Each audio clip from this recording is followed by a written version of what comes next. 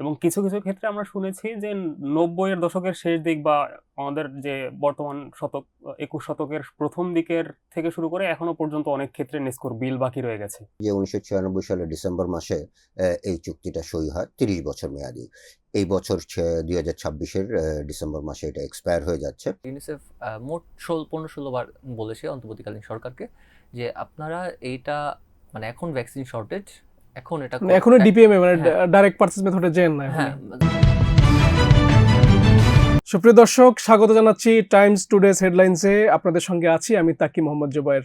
আমরা Times of বাংলাদেশের প্রতিদিন যে গুরুত্বপূর্ণ সংবাদগুলো প্রকাশিত হয় সেগুলো নিয়ে এখানে আলোচনা করি। আজকে আমাদের একটি গুরুত্বপূর্ণ সংবাদ, আমাদের যে স্থানীয় যে সংস্থাগুলো আছে সিটি কর্পোরেশন এবং পৌরসভাগুলো, সেখানে কয়েকশো কোটি টাকার বকেয়া বিদ্যুৎ, এই নিয়ে কথা বলবেন আমাদের নিজস্ব প্রতিবেদক তৌফিক হোসেন মুবিন। মুবিন, আজকে যে স্টোরিটা গেল যে কয়েকশো কোটি টাকার বকেয়া বিদ্যুৎ বিল, আসলে মূল ঘটনাটা কি?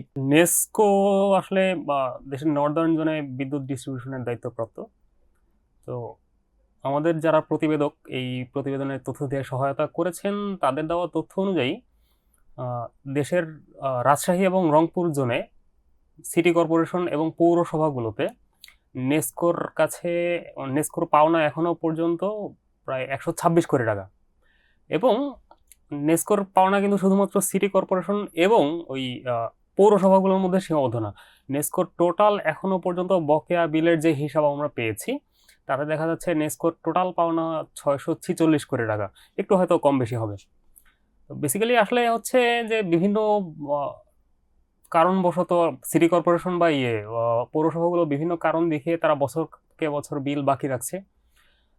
এই নিয়ে যোগাযোগ করা হলে মন্ত্রণালয়ের যিনি সিটি কর্পোরেশন উপশাখার লোকাল গভর্নমেন্ট মন্ত্রণালয়, তিনি বলেছেন যে আসলে অনেক সময় দেখা যায় যে সিটি কর্পোরেশন বা পৌরসভাগুলো তাদের যে বরাদ্দের টাকাগুলো ঠিকঠাক মতো পায় না। এছাড়া আসলে নেসকো অনেক ক্ষেত্রে বিদ্যুৎ বিতরণ যে সংস্থাগুলো, সেই সংস্থাগুলো অনেক ক্ষেত্রে চাপ দেয় না বিদ্যুৎ বিলের জন্য অন্যান্য সরকারি সংস্থাগুলোকে, এই অভিযোগ আছে। এর মধ্যে আসলে আমরা কথা বলতে গিয়ে যতটুকু বুঝেছি যে একে তো আসলে বিদ্যুৎ যারা বিক্রি করছে সেই সংস্থাগুলো তো চাপ দিচ্ছে না, অন্যদিক থেকে সিটি কর্পোরেশনের যারা দায়িত্বপ্রাপ্ত কর্তা ব্যক্তি আছেন, তারাও অনেক ক্ষেত্রে আসলে এইটা নিয়ে একটু হেলাফেলা করেন। সর্বোচ্চ কত বছর বিদ্যুৎ বিল পরিশোধ করে নাই? সর্বোচ্চ টেনিউরটা কত পেয়েছেন আপনারা? আমরা এখনো পর্যন্ত সর্বোচ্চ টেনিউর পেয়েছি সিটি কর্পোরেশন বা পৌরসভার মধ্যে 140 মাসের। তো 140 মাসের হিসাব করলে সেটা প্রায় 12 বছরের মতো হয়ে যায়। এবং কিছু কিছু ক্ষেত্রে আমরা শুনেছি যে 90-এর দশকের শেষ দিক বা আমাদের যে বর্তমান শতক 21 শতকের প্রথম দিকের থেকে শুরু করে এখনো পর্যন্ত অনেক ক্ষেত্রে নেসকোর বিল বাকি রয়ে গেছে। তো বিল বাকি থাকলে তো সাধারণত যে নিয়ম সেটা হলো তার লাইন কেটে দেওয়া নিয়ম, তার এই সিটি কর্পোরেশন বা পৌরসভাগুলো লাইন কেটে এটা দিচ্ছে না। নিয়ে হচ্ছে আমরা প্রথমে যেভাবে বলেছিলাম যে আসলে বিদ্যুৎ যারা বিক্রি করছেন বা বিতরণ সংস্থাগুলো, তারা অনেক ক্ষেত্রে আসলে যেহেতু সরকারি সংস্থা, এক সংস্থা থেকে আরেক সংস্থা থেকে হয়তো চাপ দেয় বা তাগাদা দেয়, কিন্তু সেইভাবে আসলে খুব কড়া পদক্ষেপ আসলে তারা একে অপরের বিরুদ্ধে নানা কারণবশত নিতে পারছেন না তাদের বক্তব্য অনুযায়ী। তো আসলে ওই পদক্ষেপ না নেওয়ার কারণে সিটি কর্পোরেশন, আবার যেহেতু সিটি কর্পোরেশনের জায়গা থেকে কিছু সমস্যা থেকে যায়, যেমন বরাদ্দ সময় মতো না পাওয়া, তো সব মিলে আসলে এখানে একটা হযবরল অবস্থা। আচ্ছা, বরাদ্দ লাগবে কেন? সিটি কর্পোরেশন বা পৌরসভা নিজস্ব কিন্তু আয়ের উৎস থাকে, আপনি জানেন। সেটা আমরা সেই আয়ের উৎস থেকে তারা কি এই বিদ্যুৎ বিল মেটাতে পারে না তারা? সেইটা আমরা এখন দেখতে পাচ্ছি যে ইদানিং আর কি পিডিবি খুব ভালোভাবে তাগাদা দেওয়ার পরে আপনার গত হয়তো 1 বছর বা 1.5 বছর ধরে আমাদের পাওয়া তথ্য অনুযায়ী যে তারা মোটামুটি বকেয়া বিলগুলো শোধ করা শুরু করেছে। কিন্তু পূর্ববর্তী যে বকেয়া বিলগুলো, সেইগুলোর ক্ষেত্রে আসলে কি হয়েছে এটা কেউই ক্লিয়ার করছেন না। এখানে কি কোনো লুটপাটের কোনো তথ্য পেয়েছেন নাকি শুধু নেগলিজেন্সির কারণেই টাকাটি আমরা পরিশোধ যতটুকু হয়নি? তথ্য পেয়েছি তার মধ্যে নেগলিজেন্সটাই বেশি ছিল, সরাসরি লুটপাট নিয়ে আমরা আসলে সেইভাবে কোনো তথ্য পাইনি। দর্শক, আমাদের একটি খুব গুরুত্বপূর্ণ সংবাদ, গঙ্গা চুক্তির মেয়াদ কিন্তু শেষ হয়ে যাচ্ছে এবং নতুন করে চুক্তির আমাদের যেতে হবে, কারণ আমাদের পানির একটা বড় অংশ নির্ভর করে গঙ্গা নদী অর্থাৎ পদ্মা নদীর উপরে। এ নিয়ে রিপোর্ট করেছেন আমাদের বিশেষ প্রতিনিধি শাহরিয়ার জামান ভাই। শাহরিয়ার ভাই, আসলে গঙ্গা চুক্তির এখন ভবিষ্যৎটা কোন দিকে? ধন্যবাদ। আমরা সবাই জানি যে 1996 সালের ডিসেম্বর মাসে এই চুক্তিটা সই হয় 30 বছর মেয়াদি। এই বছর 2026-এর ডিসেম্বর মাসে এটা এক্সপায়ার হয়ে যাচ্ছে। স্বাভাবিকভাবেই এক্সপায়ারিতে ওখানে যেটা ক্লজটা রয়েছে, চুক্তি দেখলেই বোঝা যায় যে এটা 12 নম্বর যে ক্লজে, সেখানে দুই পক্ষের সম্মতির ভিত্তিতে এটা রিনিউয়াল হবে, এটা বলা আছে এই চুক্তির ভিতরে। ইন্টারেস্টিংলি ওখানে বলা নাই যদি দুই পক্ষ সম্মত না হয় তাহলে এই চুক্তির ভবিষ্যৎ কী হবে। সো এইখানে একটা গ্যাপ রয়ে গেছে। স্বাভাবিকভাবেই দুই পক্ষেরই একটা তাগিদ থাকবে, বিশেষ করে বাংলাদেশের পক্ষ থেকে, যে চুক্তিটার যাতে দুই পক্ষেরই সম্মতির ভিত্তিতে আবার রিনিউয়ালটা হয়। এখন ক্যাচটা হচ্ছে গিয়ে, আপনি যদি এই চুক্তিটার স্ট্যাটিস্টিক্সগুলো আমরা দেখি, এই চুক্তিটা বেসিক্যালি কিন্তু জানুয়ারি মাস থেকে মে মাস পর্যন্ত এই যে লিন পিরিয়ড, এই লিন পিরিয়ডে দুই দেশের ভিতরে পানির যে বন্টন সেটা একটা ফর্মুলার মাধ্যমে নিশ্চিত করা হয়েছে, এবং সেখানে বলে দেওয়া আছে যে বাংলাদেশ কত পাবে, ভারত কত পাবে, সেটা বলে দেওয়া আছে। কিন্তু আমরা যদি স্ট্যাটিস্টিক্সটা দেখি, গত 29 বছর, 30 বছর, তো বাই দ্য ওয়ে এখন কিন্তু এই যে পানি মাপার যে বিষয়টা, সেটা সেই মিটিংটা কিন্তু এখন কলকাতায় হচ্ছে। ফারাক্কা পয়েন্টে বাংলাদেশের ডেলিগেশন গেছে যে সেখানে পানি কতটুকু আছে সেটা মাপার জন্য। That's a separate issue. আমরা যদি গত 29 বছরের স্ট্যাটিস্টিক্স দেখি, মোস্ট অফ দ্য ইয়ার্স, মানে প্রায় বলতে গেলে 50 ভাগেরও বেশি, 65% টাইমস আমরা কিন্তু আমাদের যে হিস্সা, যে পোর্শনটা পানির যে আমাদের পাওয়ার কথা, পোর্শন পাওয়ার কথা, সেই পোর্শনটা আমরা কিন্তু পাইনি। সো গ্র্যাজুয়ালি ওয়াটার ফ্লো কমছে। ওয়াটার ফ্লো কমার বিভিন্ন কারণ রয়েছে। উইথড্রয়াল অফ ওয়াটার, ইন্ডিয়ানরা যেহেতু আপার রাইপেরিয়ান, তারা কিন্তু উজানের দেশ, আমরা কিন্তু ভাটির দেশ, নদী থেকে উইথড্র করা শুরু করেন ইন্ডিয়ার, তাহলে স্বাভাবিকভাবেই আপনার নিচের দিকে ওই পানি তো কম আসবে, সেটা একটা রিজন। যদি সোর্সের দিকে যাই, সোর্সেও কিছুটা পানি কমছে, রেইনফল সেটাও একটা বড় কারণ। সো সব মিলিয়ে ঝুলিয়ে যেটা দেখা যাচ্ছে যে এনভায়রনমেন্টের কিন্তু একটা বড় ইম্প্যাক্ট রয়েছে যে এই ডিক্রিজিং ওয়াটার ফ্লোর ক্ষেত্রে। সেকেন্ড আর একটা জিনিস হচ্ছে কি, এই চুক্তির যে 30 বছর আগে যেটা করা হয়েছিল, সেখানে এনভায়রনমেন্টাল অ্যাসপেক্টটা এখানে কিন্তু বিবেচনা নাই। গোটা চুক্তিতে 12টা ক্লজ এবং অ্যানেক্সচার যে দুটো রয়েছে, সেখানে কোনোটাতেই কিন্তু এই পরিবেশগত যে বিষয়গুলো রয়েছে সেই বিষয়গুলোকে বিবেচনায় নেওয়া হয় নাই। পরিবেশগত বিপর্যয় যে বিষয়গুলো, সেগুলো যদি বাংলাদেশের কনটেক্সটে চিন্তা করি, বাংলাদেশে এই যে পদ্মা নদী, এর তো ট্রিবিউটারিজ রয়েছে, অনেক শাখা নদী রয়েছে, ওখান থেকে পদ্মাতে পানি আসে, পদ্মার পানিগুলো বিভিন্ন শাখা নদীতে যায়। এরকম প্রায় 80টার মতো নদী, যে ওই উপনদী যেগুলোকে বলি আমরা ট্রিবিউটারিজ, সেগুলো কিন্তু শুকিয়ে গেছে অথবা শুকানোর পথে। এর ফলে যেটা রয়েছে যে আমাদের যে মাটি, সেটা কিন্তু আস্তে আস্তে নিচের দিকে ডেবে যাচ্ছে। সো অল টুগেদার এটার এনভায়রনমেন্টে কিন্তু বড় ধরনের একটা প্রভাব রয়েছে আমাদের, in terms of agriculture, in terms of fishing, আমাদের in টোটাল terms of ইকোসিস্টেমটাকেই কিন্তু এটা প্রভাবিত করছে। এখন তো এই যে চুক্তিটা কিন্তু আমাদের বেশি প্রয়োজন, কারণ আমাদের পুরো একটা বড় একটা অঞ্চল আমাদের উপর নির্ভর করছে এই চুক্তির উপরে। 33%। আমরা কতদূর আগাচ্ছি মানে আমরা চুক্তির বিষয়ে? কতদূর আগাচ্ছি, যতদূর আমার জানা মতে, এপ্রিল মাসের প্রথম সপ্তাহে আমাদের ফরেন মিনিস্টার খলিলুর রহমান সাহেব, উনি দিল্লি সফর করেছিলেন। তখন মনে হয় একটা ধারণা করা হয়েছিল, এবং আমাদেরও একটা ধারণা ছিল যে হয়তো বা গঙ্গা চুক্তি রিনিউয়াল নেগোসিয়েশন, এটা কিন্তু নেগোশিয়েট করতে হবে, যেখানে বলাই আছে যে দুই পক্ষের সম্মতির ভিত্তিতে এটা রিনিউ হবে। তো দুই পক্ষের সম্মতির ভিত্তিতে করতে গেলে তো আপনাকে আলোচনা বসতেই হবে। তখন কিন্তু একটা ধারণা করা হয়েছিল যে দুই পক্ষ অ্যাটলিস্ট আলোচনাটা শুরু করবে, কারণ সময় তো বেশি নাই, এবং এপ্রিলেও যদি ধরি তাহলেও তো আমি 8 মাস ধরে পাচ্ছি, 8 মাস 9 মাস এরকম সময় পাচ্ছি। তো সেই সময় এরকম কোনো ঘোষণা, আমরা তারা একটা প্রেস রিলিজ ইস্যু করেছিল, সেখান থেকেও আমরা কিন্তু কোনো কনক্লুশন ড্র করতে পারি না যে পানির বিষয়ে কী আলোচনা হলো। এরকম কোনো কিছু ইঙ্গিত ওই প্রেস রিলিজের ভিতরে ছিল না। ওই প্রেস রিলিজে মোটা দাগে 4টা বিষয় ছিল। একটা শেখ হাসিনার এক্সট্রাডিশন, হাদি কিলারের এক্সট্রাডিশন, আর একটা ছিল ভিসা অফিস খুলবে, এইরকম একটা ইঙ্গিত, আর একটা হচ্ছে কি এনার্জি কোঅপারেশন। বাংলাদেশ কি খুব গুরুত্ব দিয়ে এখন বিষয়টা বিবেচনা আমি নিচ্ছে না? আমি আমি কিছুটা কি বলবো, আমি am not authority to say this thing Bangladesh দিচ্ছে কি দিচ্ছে না, কিন্তু আমি ভিজিবলি যে একটা গতি দেখব যে ঠিক আছে, দুই পক্ষ অ্যাটলিস্ট একটা ডিক্লেয়ার দিল, বাংলাদেশ সাইডে ডিক্লেয়ার দিতে পারে আমরা নেগোসিয়েশনের জন্য একটা চিঠি দিয়েছি।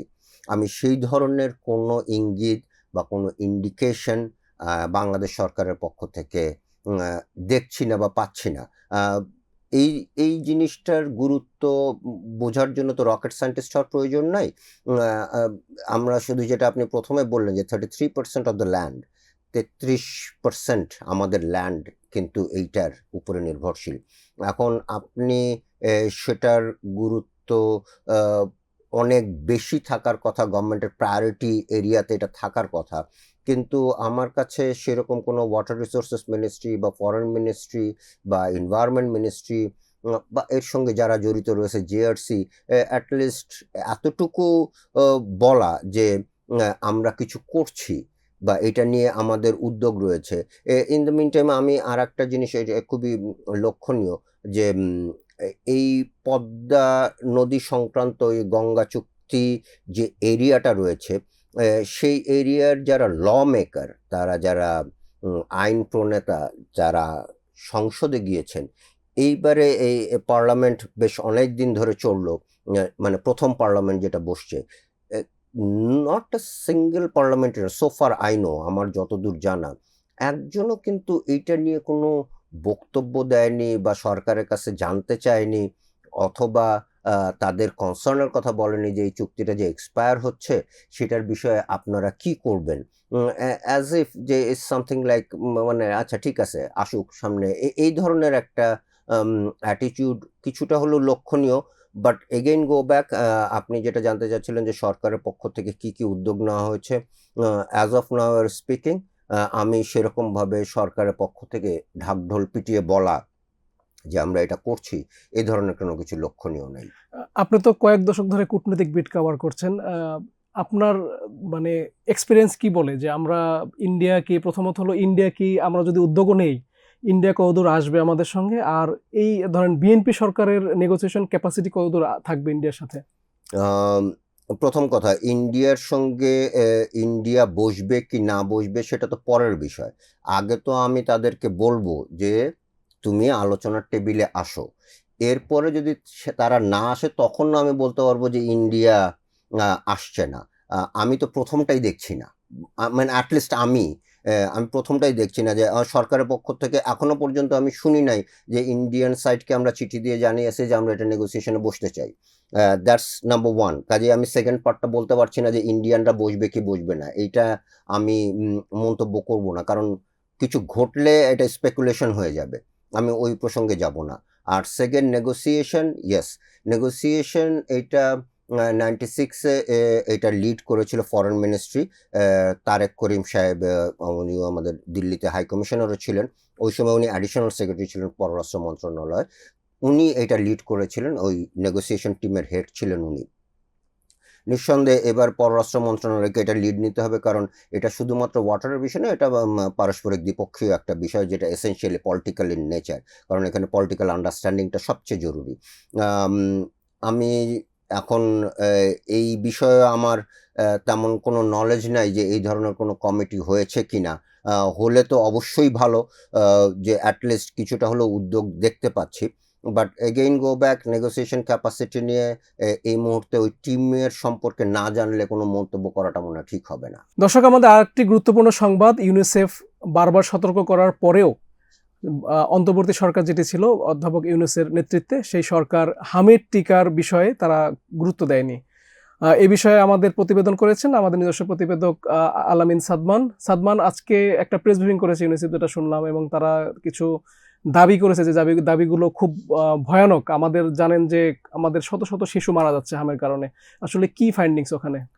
আসলে যদি স্টার্ট করি তাহলে হচ্ছে তারা বলেছেন যে তারা অন্তর্বর্তীকালীন সরকারকে, হেলথ অ্যাডভাইজারকে, ইউনিসেফের বাংলাদেশ রিপ্রেজেন্টেটিভ রানা ফ্লাওয়ার্স এবং তার সহকর্মীরা, ইউনিসেফের সহকর্মীরা, তারা 5-6 বার চিঠি দিয়েছে 2024-এর শেষ থেকে শুরু করে 2026-এর শুরু পর্যন্ত, মানে ইন্টারিম গভর্নমেন্টের যে পিরিয়ড ওই টাইমটাতে। চিঠি দিয়ে তারা কি বলেছে?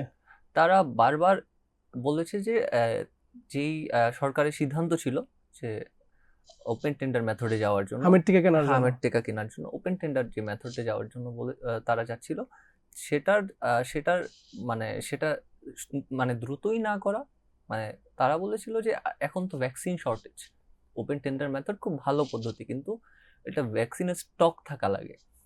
এটা আমরাও জানি যে ধরেন আসলে ইমিউনাইজেশন যে প্রোগ্রাম, ইপিএ প্রোগ্রাম, এটা তো আসলে পুরো বছরই চলে, বিভিন্ন রোগের টিকা দেওয়া হয়।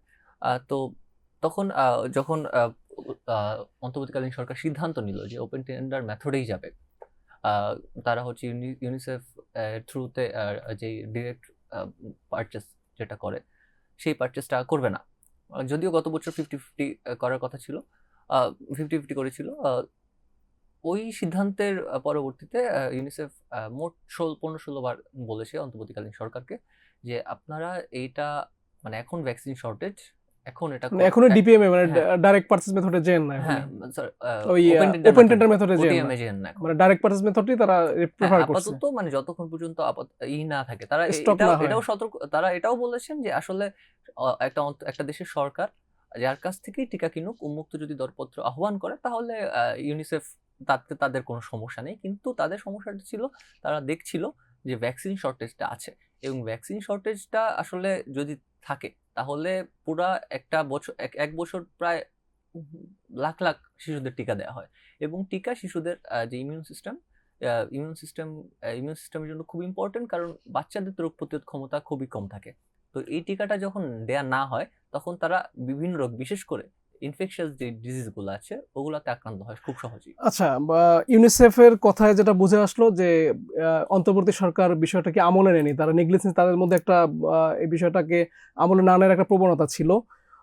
তারা সেক্ষেত্রে কি তারাও তো প্রেস ব্রিফিং করে এটা বলতে পারতো যে যেহেতু সরকার এই বিষয়টা নিচ্ছে না, এই বিষয়টা একটা বিষয়। আর একটা বিষয় হলো বর্তমান সরকার যেভাবে স্টেপগুলো নিচ্ছে এই হামের প্রকোপ মেটানোর জন্য, সেটা কি তারা পর্যাপ্ত মনে করছে? হ্যাঁ, ইউনিসেফ হচ্ছে বর্তমান সরকারের যেই ভ্যাকসিনেশন যে ক্যাম্পেইন, সেটাকে অনেক বড় সাকসেস হিসেবে দেখতেছে। তারা দেখছে আসলে যে এত কম সময় এত বেশি পরিমাণে যে টিকা, এটা আসলে তাদের থ্রুতেই এটা যদিও আনা হয়েছে, তাও এটা খুবই রেকর্ড টাইমে করা হয়েছে, এবং তারা এটাকে খুবই প্রশংসা করেছেন। তারা শুধু বলেছেন যে হসপিটালগুলোতে যে মিজলসের যে ওই ওয়ার্ডের কথা তারা বলেছেন যে ইনফেকশাস ডিজিজ যেহেতু, আইসোলেশন যদি ঠিকভাবে করা না হয়, তাহলে এটা আসলে 20টা শিশু পর্যন্ত ছড়িয়ে পড়তে পারে। তো তারা ওই জায়গাটায় শুধু একটু সতর্ক করেছে যে ওই জায়গাটাতে যদি হাসপাতাল কর্তৃপক্ষ, ডিজিএইচএস অথবা সরকার, গভর্নমেন্ট থেকে তারা যদি একটু কাজ করে, ওই জায়গাটা তারা ফ্ল্যাগ করেছে। আচ্ছা, এই হামের টিকার কি এখন পর্যাপ্ত মজুদ আছে এই মুহূর্তে? হ্যাঁ, এই মুহূর্তে হচ্ছে সরকার এবং ইউনিসেফ, আজকে ইউনিসেফও বলেছে যে হ্যাঁ, এখন যা স্টকে আছে তা মোটামুটি একদম সার্টেইন। শুধু হামের না, অন্যান্য যে টিকাগুলো আছে, প্রায় 6টা টিকা তো কিছুদিন আগেও 10টা টিকা তো কিছুদিন আগেও আনা হয়েছে। আর চালানের মাধ্যমে আসছে, প্রতিদিনই আসছে, প্রতিনিয়তই আসছে। এবং সেপ্টেম্বরের মাঝখানে পুরা বছরের যে টিকা, সেই টিকা সবগুলো আসবে বলে তারা বলছেন। তাহলে এই যে টিকার যে চালানটা আসলো, এটা কোন মেথডে আসলো এটা? এখন তো আসলে ডিরেক্ট পারচেজ মেথডেই আসা হয়েছে, কারণ এর আগেও বিশেষজ্ঞদের সাথেও কথা বলা হয়েছে, আমরাও প্রতিবেদন করেছি। আসলে আপনি ওপেন টেন্ডার মেথড হঠাৎ করেই যদি আপনি করেন, তাহলে এটা আসলে ভায়াবল না। উনি এক্ষেত্রে ইউনিসেফের যে বাংলাদেশের রিপ্রেজেন্টেটিভ, উনি ফিলিপিন্সের উদাহরণ দিয়েছেন। বলেছে যে এটা করলে যেই দেশে এই জিনিসটা হঠাৎ করে করা হবে, সেই দেশের জন্য জিনিসটা খারাপ হবে। কারণ উনি বলছেন অ্যাটলিস্ট 2 বছর আগে ওপেন টেন্ডার মেথডে যদি যাওয়া হয়, তাহলে হয়তো 2 বছরটা প্রিপারেশন নিয়ে হ্যাঁ, যাওয়ার জন্য। কারণ এটা আসলে একটা ব্রিজ প্রোগ্রাম আপনার আসলে প্রয়োজন। কারণ আপনি প্রপার যদি আপনার ভ্যাকসিন স্টক না থাকে, তাহলে আপনি বাচ্চাদের টিকা দিবেন কিভাবে? যেটাই হয়েছে আমাদের ক্ষেত্রে। এই পুরো আউটব্রেকটাই কিন্তু হয়েছে ভ্যাকসিন শর্টেজের কারণে। ভ্যাকসিন শর্টেজ ছিল, আমাদের প্রাইমারি হেলথ কেয়ার অবস্থা খুব বাজে হাসপাতালে, যেকোনো সরকারি এবং সাথে তো হাসপাতালে আরো বিষয় ছিল যে ওই সময় নার্সেরা আন্দোলন করছিল, বা যারা টিকাদান কর্মসূচি যারা, তারা কিছু আন্দোলনের সাথে জড়িয়ে পড়েছিল। হ্যাঁ, তারা আন্দোলনের সাথে জড়িয়ে পড়ছিল, কিন্তু তারাও কিন্তু আন্দোলন করছিল হচ্ছে বেতনের বকেয়ার জন্য। তারাও কিন্তু বেতনটা ঠিকঠাক পাচ্ছিল না। তারা কি অন্তর্বর্তী সরকারের সময় তাদের বেতনটা বকেয়া হয়ে পড়েছিল, না আগে থেকেই পূর্ববর্তী সরকারের আগে সময় থেকেও থেকে? ছিল, এবং আমার জানা মতো আগে থেকেও ছিল। আমি এক্স্যাক্টলি আমার একটু ক্রস চেক করে বলতে হবে, আগে থেকেও ছিল। এবং তারা রানিংও পাচ্ছিল না আসলে, পোর্টারদের বেতন বন্ধ ছিল এবং এখনো মানে এখনো তারা কিছুদিন আগেও স্বাস্থ্য মন্ত্রণালয়ের তাদের একটা মিটিং হয়েছে, স্বাস্থ্যমন্ত্রী জানিয়েছেন যে এই সমস্যাটা সমাধানের জন্য তারা খুবই গুরুত্ব দিচ্ছেন আর কি। জি কিন্তু এখন রুটিন ইমিউনাইজেশন চলছে, মানে ক্যাম্পেইনটা চলছে। জি, ধন্যবাদ আপনাকে। ধন্যবাদ।